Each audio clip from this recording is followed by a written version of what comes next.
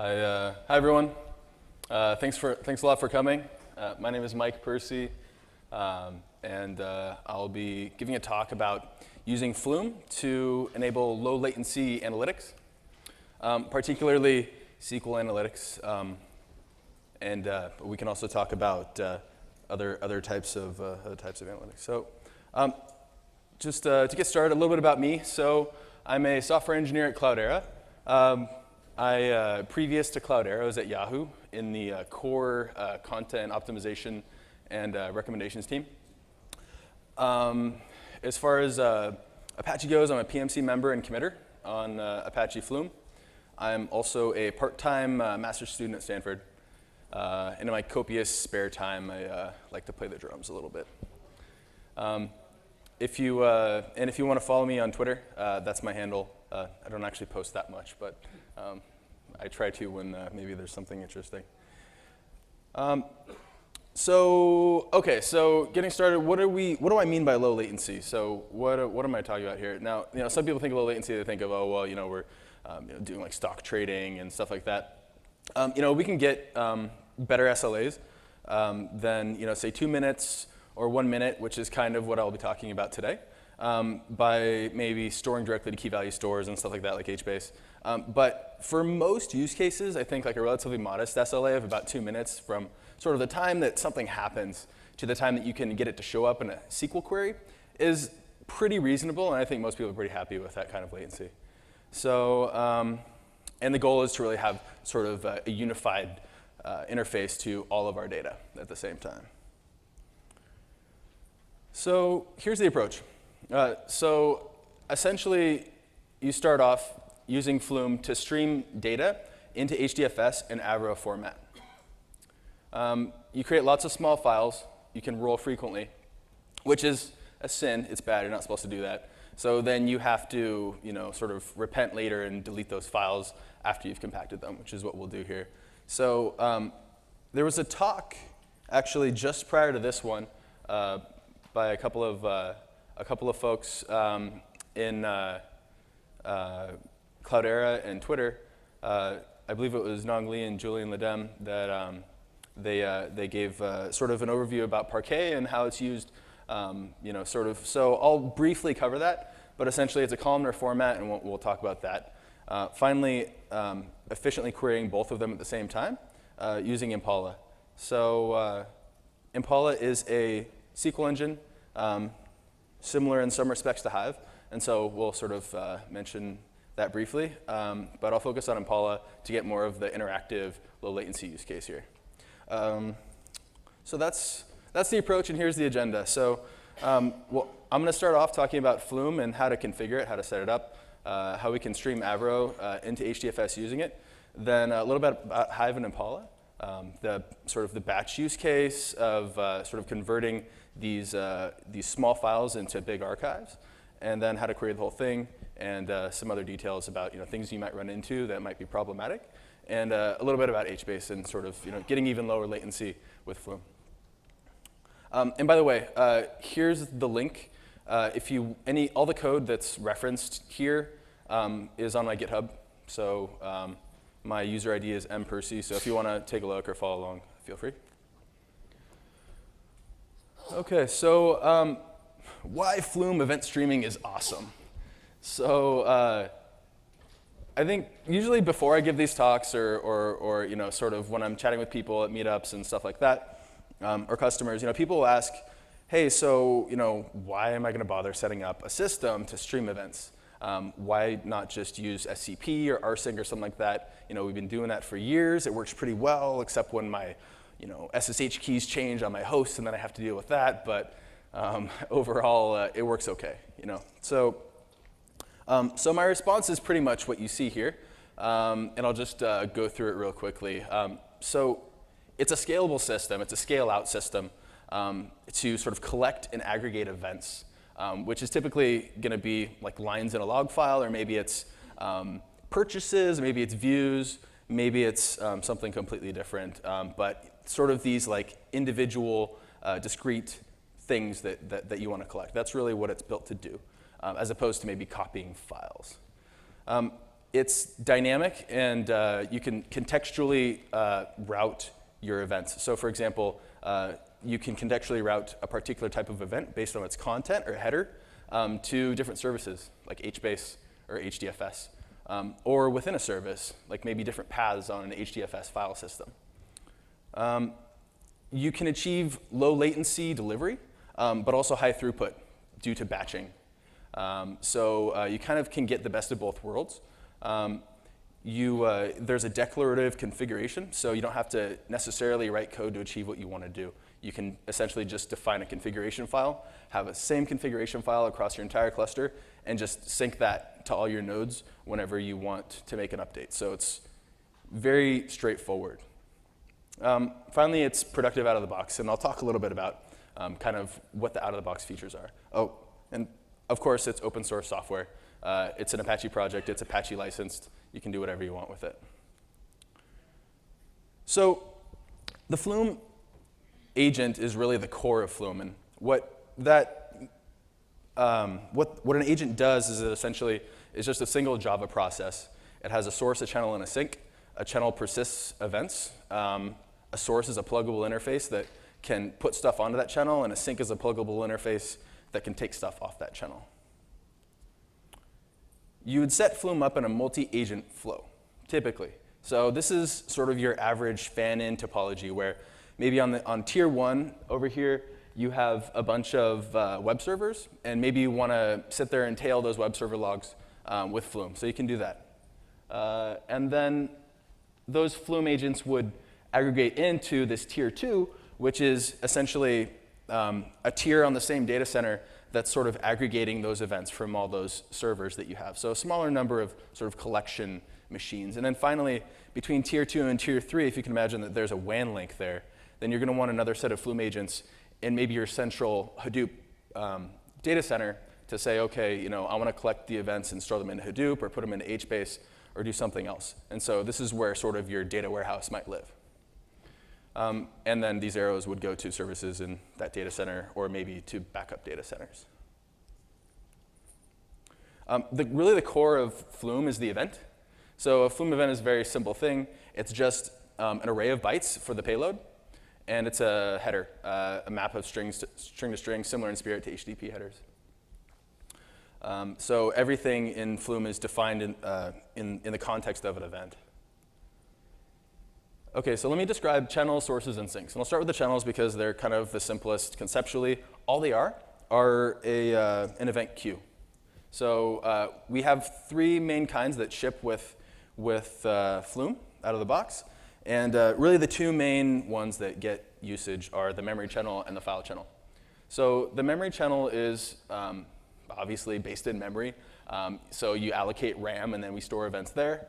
And those aren't actually serialized. They're just, Flume keeps references to these sort of in-flight events. On the other hand, we have a file channel, which is really like a disk-based channel. So if you lose power, if your system crashes, then your events don't go away. Most people use the file channel.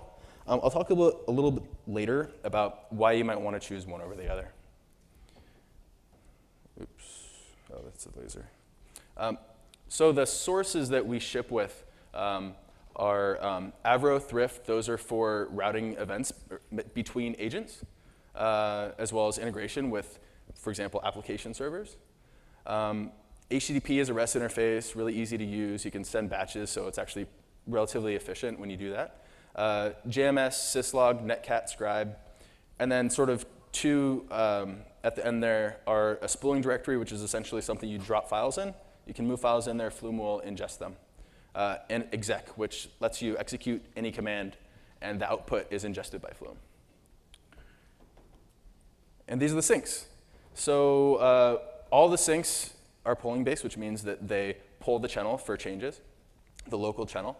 And we ship HDFS sinks, or an HDFS sink, which lets you obviously write to Hadoop. HBase, I'll talk a little bit later about the 2 different kinds. There's one that uses the async HBase library for anybody who's familiar with that.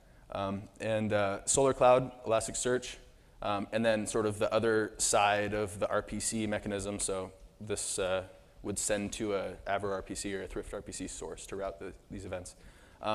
File roller lets you write to the file system, and then these are just, there are a bunch of testing sinks for stress testing and whatnot. Okay, so that's Flume, really, in a nutshell. And the way that the components within Flume interact, I think I've already described them, but just to have sort of a graphical representation, essentially, sources put events into this channel, these channels fill up, but under normal use cases, they should stay pretty close to 0. Then the sinks will pull those channels, and you can sort of chain your agents like this. These are supposed to sort of be agents. And then if for some reason you get some kind of network partition, or your downstream service is offline, maybe you take Hadoop down for maintenance, then what Flume is designed to do as a sort of global data collection system is to buffer up those events closest to the failing tier until that fills up, and it'll just cascade all the way so that it absorbs these events, and you don't have to really worry about it. And then with proper monitoring, you'll know that there are failures. You bring your services back up, and Flume will sort of just retry forever and start off where it basically left off.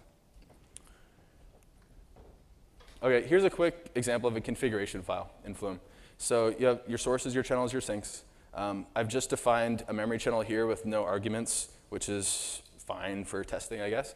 A netcat source and a logger sink, which all the logger sink does is do like a log4j.log, some sort of prefix of your event. Pretty simple. You just cat stuff to netcat. It'll read each line and store each line as an event. And so this is the Flume config that I'll be using in this example. So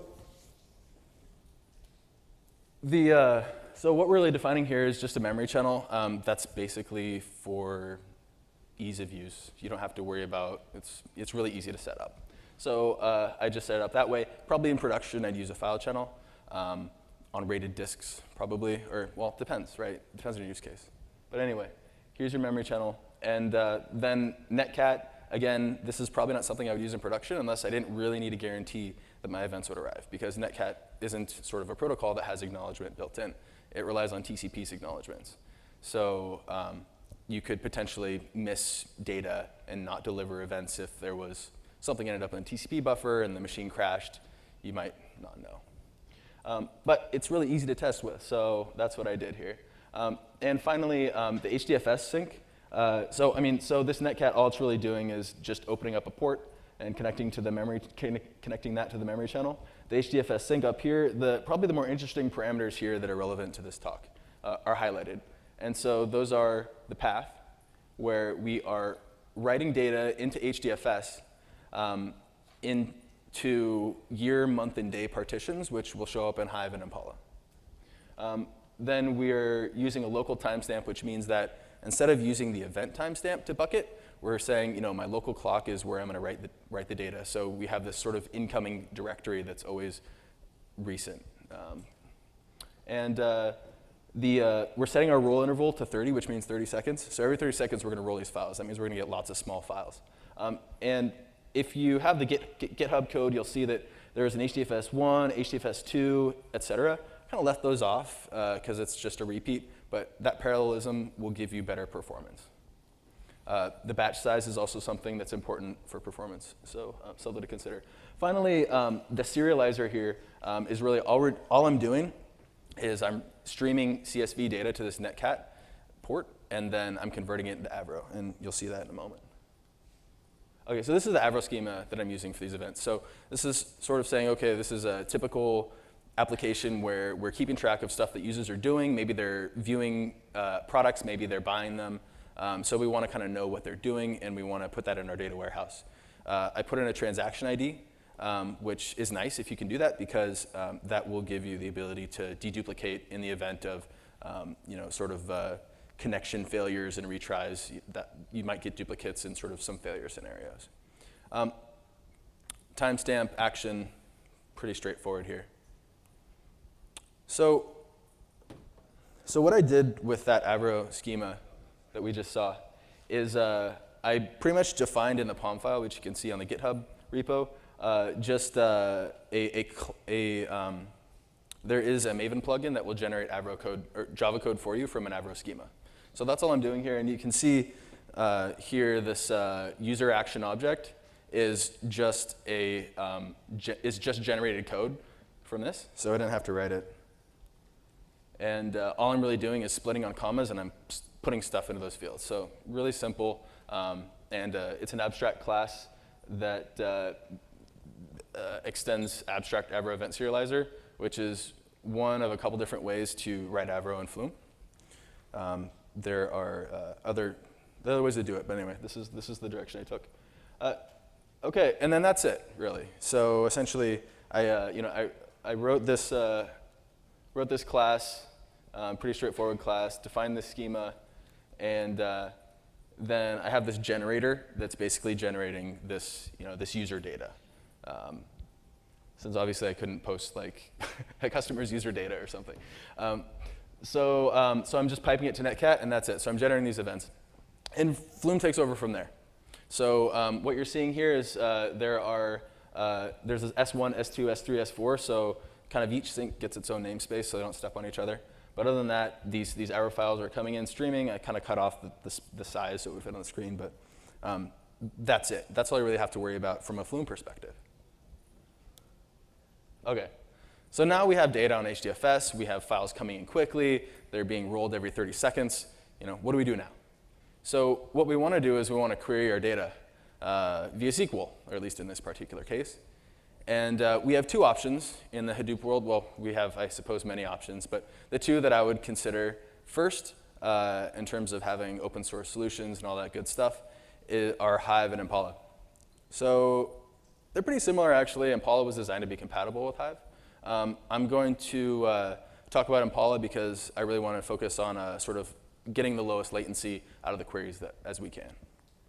But the short and long of it are basically that Hive runs on MapReduce, and Impala has its own query execution engine.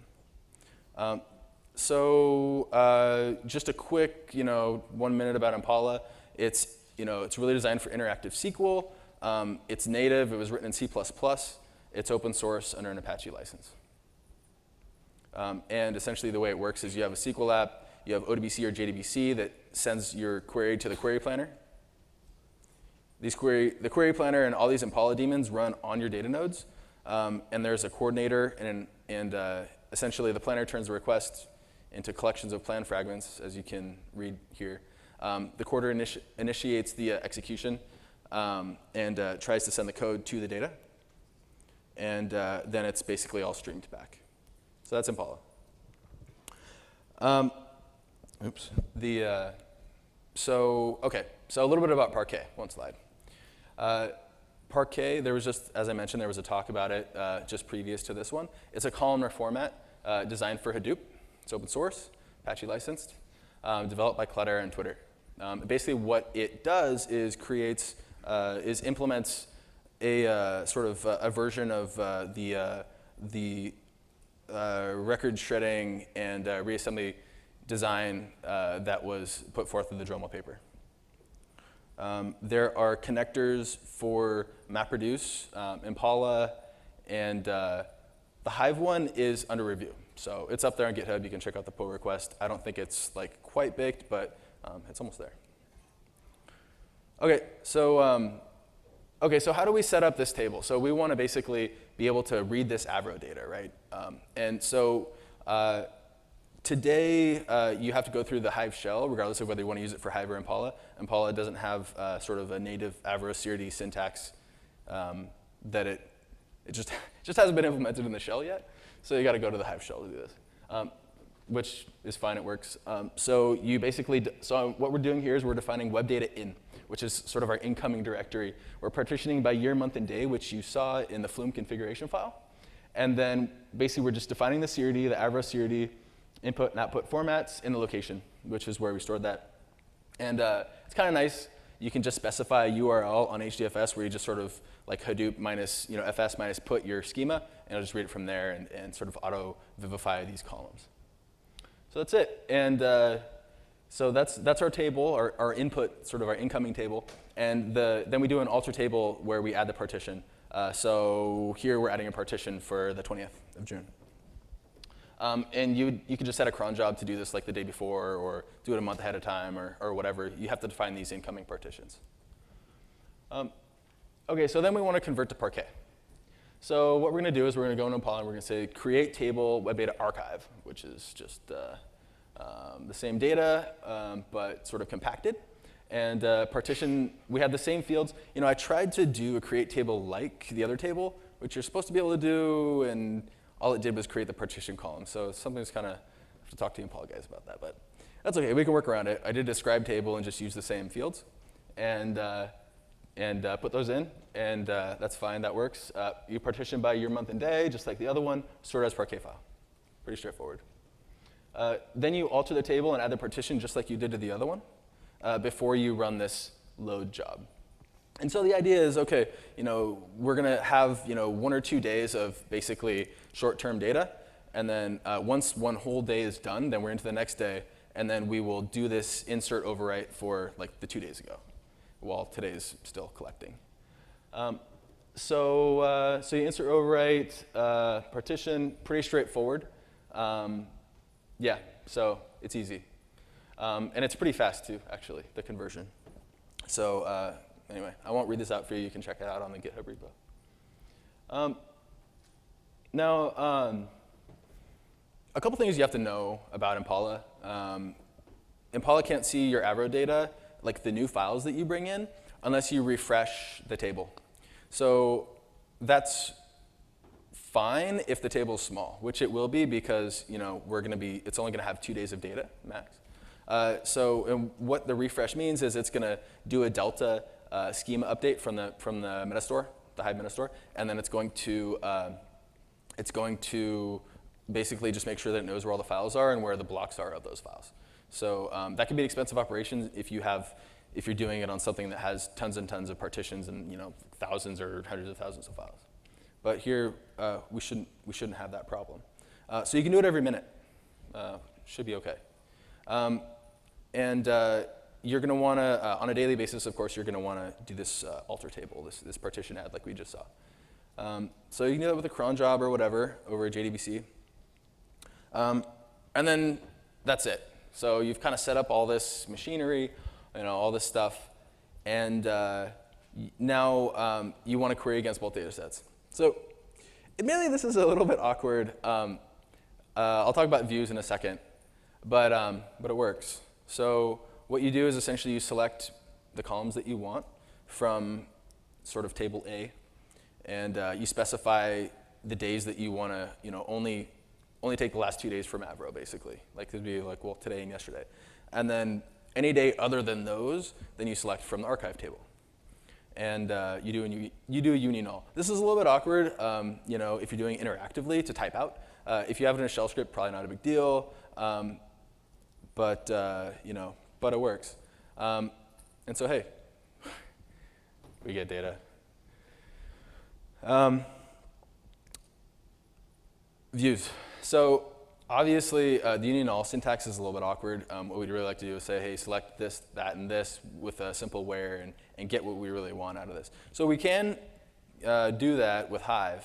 But Impala doesn't have it. But I'm assured that by Alex Bem, who's one of the guys on the Impala team, that we're going to have this next month with Impala 1.1. So fear not.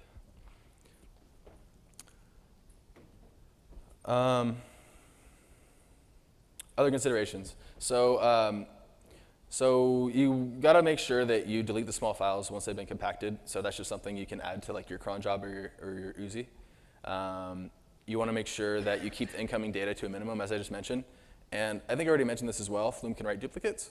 So you can deal with that in a couple different ways. Maybe you can do a distinct. Or maybe you can do a MapReduce job before you do the Parquet conversion. So it's kind of up to you. But it's something to be aware of that you might have to deal with in your application for the short-term data. OK. So let me just stop here. I've been talking for a few minutes. I have some more content about. I'm gonna kind of talk a little bit about HBase and stuff like that. But does anybody have any questions so far? Yeah. So,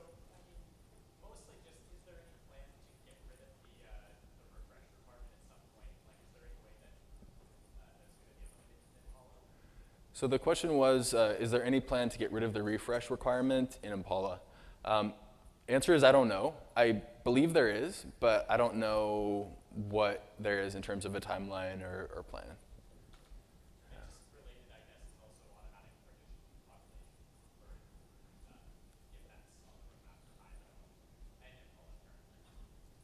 So the follow-up was if there's any plan for an automatic partition, sort of auto-vivification.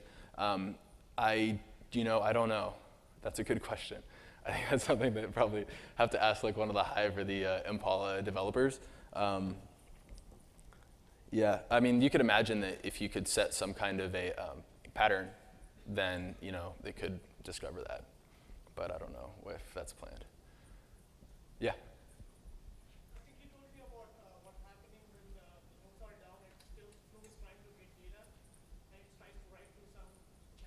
Uh-huh. I think I missed what happened at that point when the channel gets filled up. Oh, sure. I'll repeat the question. We should probably start using the mics, though, so I don't have to repeat everything. So if you have any questions, please come to the mic. So the question was, what happens, sorry, tell me if I'm repeating this right. If what happens if there is a failure and Flume is retrying, then is the question like, does it ever give up or does it ever fail? If the channel fills up. Oh, okay. So what happens if the channel fills up? So that's a good question. It's a very important question because that really goes to the core of what the difference is between a reliable source and a non-reliable source. So when I said netcat isn't reliable, this is a great example of why it's not reliable. Is because if the channel's full, then I'm going to netcat this thing over to my service or over to my source, and then the source is going to have to make a decision, right? If netcat was a protocol that supported some kind of NAC or like not ACK, then we could sort of send that NAC and say, hey, I can't store this. I'm sorry. You're going to have to retry later, which is exactly what the RPC sources do, exactly what the HTTP source does. It sends, I think, a 500 or a 3.0 service unavailable, and there's another one. Anyway, so that's basically sort of the protocol. You send, you use a reliable source. You sends that data, can't store to the channel. It tells you it can't store it, and then sort of you're supposed to back off for maybe a second or a couple of seconds, maybe do a short exponential back off, and then retry. Thank you. Yeah. Yeah. Is there any way to merge the files on this side when the files reach from several sources?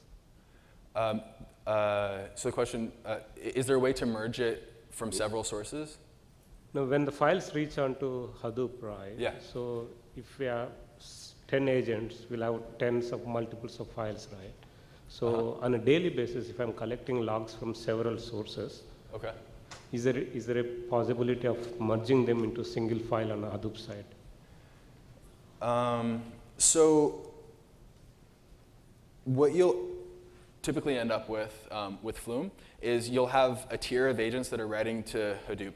And so if you can normalize that data either at that point or upstream, then what you can do is essentially what you'll end up with in terms of number of files on Hadoop is sort of number of agents that are writing to Hadoop on that tier. So you can do this fan-in, right, and use big batch sizes and sort of reduce that number. So that number of agents times the number of sinks on each agent, because each sink is going to have sort of its own thread, its own file system, connection, and so that's sort of your multiplicity of files. Does that answer your question? Yes. Okay. I got another question actually. Sure. On the using Hive itself, we should be able to query the data, right? Once it is available in Hive, HDFS.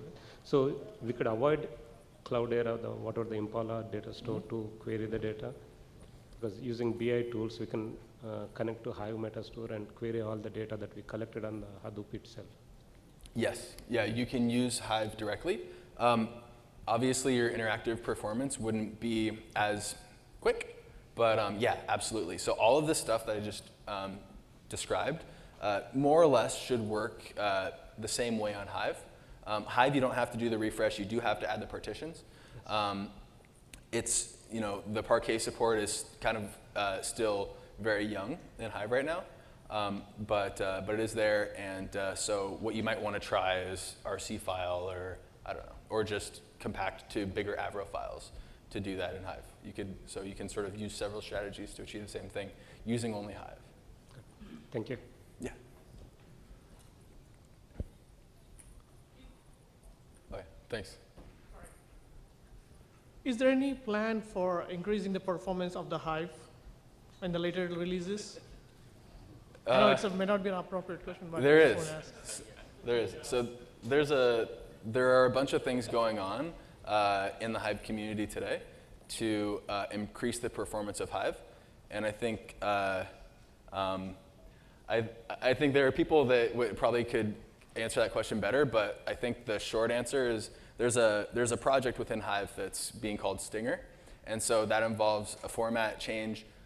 There's something called ORC file, which is in many ways I think similar to Parquet, but I don't know a lot about it. And there are also sort of execution engine changes within Hive itself to speed it up. So, but those aren't, so I don't know the status of those. I know that there have been like some benchmarks and at least prototypes. I don't know how mature it is yet. Yeah. So if your purpose is only to transfer the files, is Flume a better option over the Unix commands?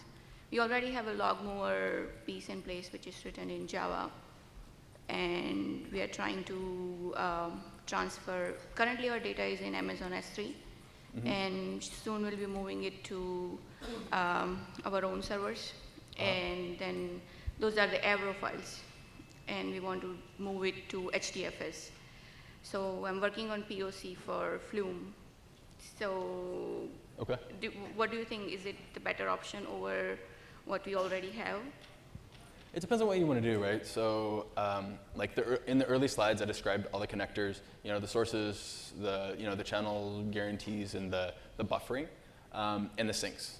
So, there are sort of a lot of features, and if those features overlap with your use case well, then I imagine you'd probably get a lot of benefit from not having to maintain those pieces of code. If you're just using SCP, then you have to find some way to either use the command line or write your own like Java programs or something to store the data somewhere. And your serialization and everything else would not be able to benefit from either default implementations or abstract classes or whatever. I think it really depends on your use case. I'd say I get asked a lot how would you compare Flume to like X other system? And usually X other system isn't really designed to be a global data collection system. So Flume version 0.9, like the previous sort of architecture of Flume before Flume NG, which is the current version, was it had a bunch of sort of like I think a wider maybe target. So like CEP processing, like a lot of sort of like acknowledgement, and a lot of it had I think a bigger scope. Flume NG has sort of, I think, architecturally focused that scope.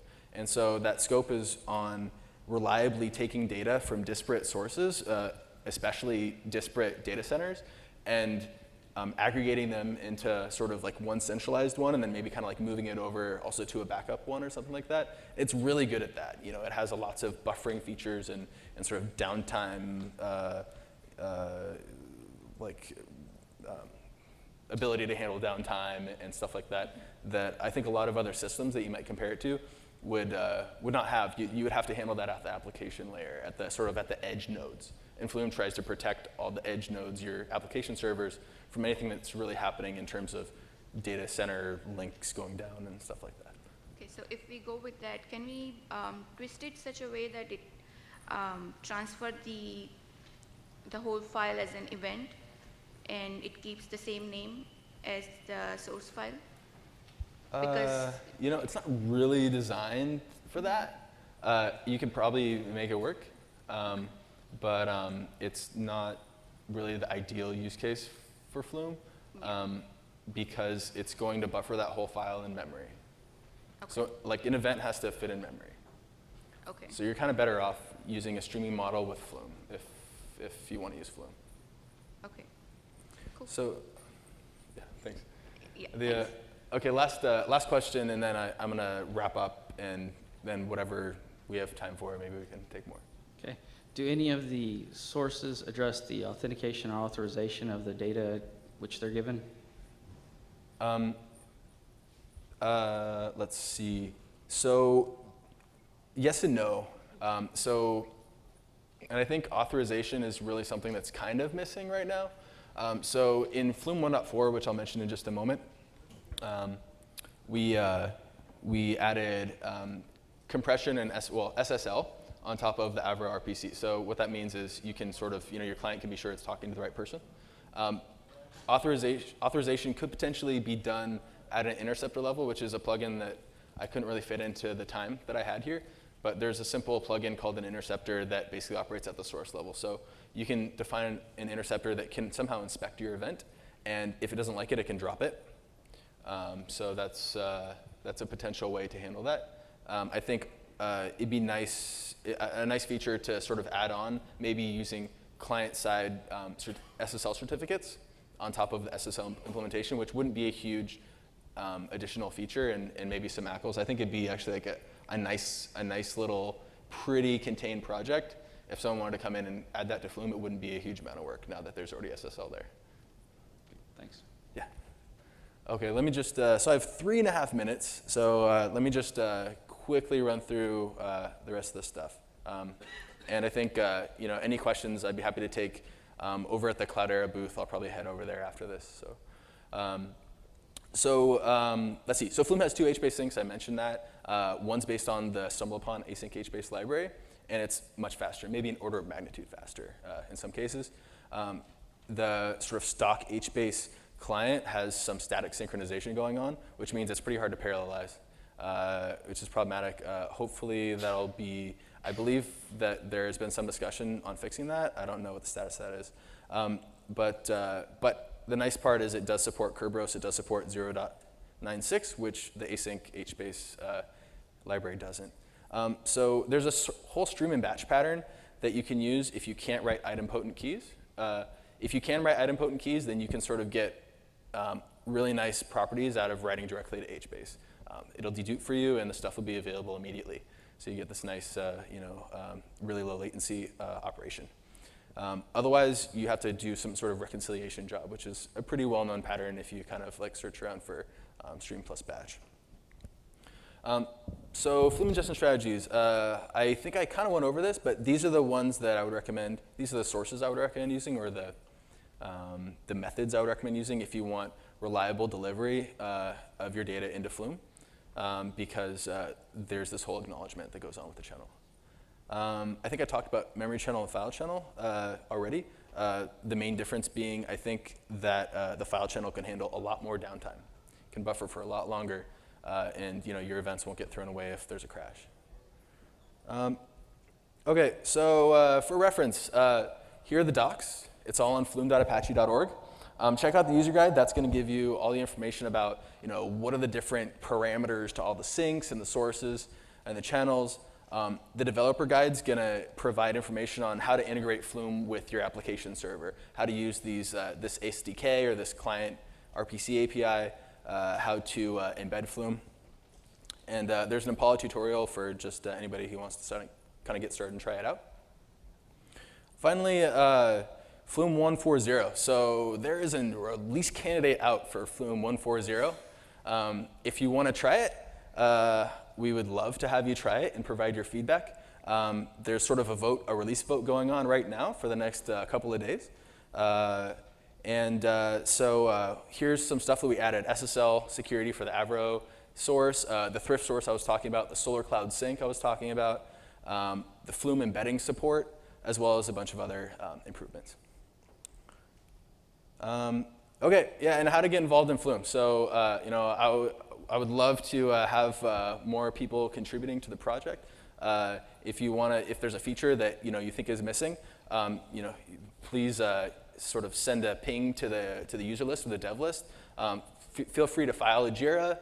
If you have a feature that you hacked in yourself and you want some feedback or you want to get it into the core, please, attach a patch. We'd love to have you and have your feedback.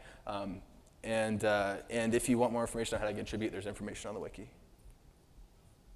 And that's all I had. So thanks a lot for coming.